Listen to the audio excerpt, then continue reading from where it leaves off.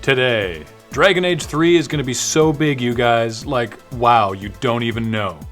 This is CheckPoint.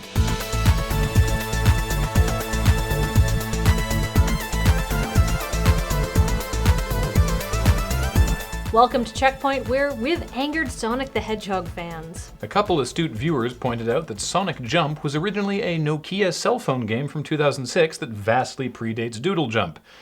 Granted, but let me just say that if you think Sega is remaking Sonic Jump to capitalize on the success of a game no one had heard of, and not because of the success of Doodle Jump, y'all don't know Sega. Also, apparently some kind of Sonic/Waldo books came out several years ago. Well, that was also a bad idea then, and our criticism stands.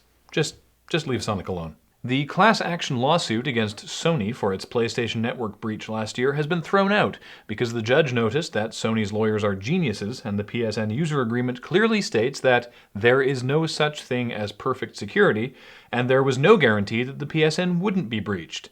So, tough titties, class action filers. It's your fault for trusting Sony with your credit card information after they asked for it so you could use their service. Deep Silver has said its upcoming Dead Island Riptide will have a 5th playable character and will feature a much darker plot than the first Dead Island game. Guys, the trailer for the first game showed a little girl zombie killing her own parents before being thrown out a window to her second death? And then when you played the game, it was just hours and hours and hours of disturbingly realistic women screaming as you inflicted blunt force trauma on them. Is it actually possible to make your game darker? The whole thing can't be in a cave. Medal of Honor Warfighter, the game with the least fanciful name ever, rolled out a Day 1 patch to address a variety of glaring issues with the game.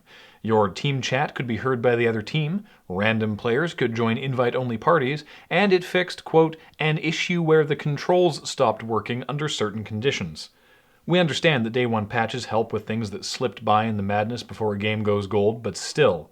Fixed an issue where, under certain circumstances, brand new players were forced to play with a placeholder weapon until their first death. If you order the upcoming God of War Ascension from GameStop, you'll get an exclusive King Leonidas skin that comes with the red cape, helmet, armor, and spear that will make your multiplayer character look just like the hero of Zack Snyder's green screen epic. And this is cool and all, but that movie came out 5 years ago. Oh, what's that?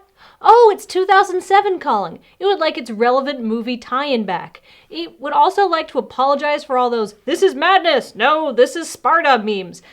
They seemed a lot funnier at the time. Vlambeer, developers of Super Crate Box, are releasing a Commodore 64 port of the game, because why not, called Super Bread Box.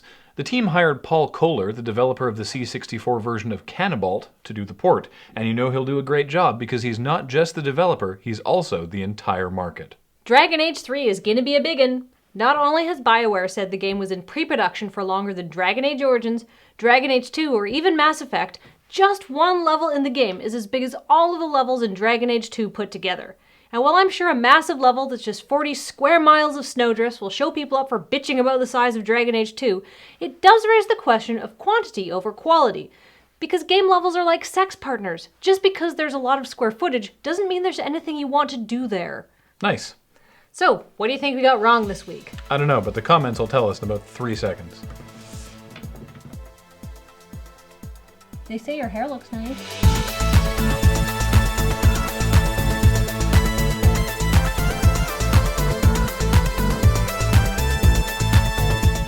Coming up, Team Meat's new game is called Mugenics, which sounds adorable and terrifying. So, operating as intended.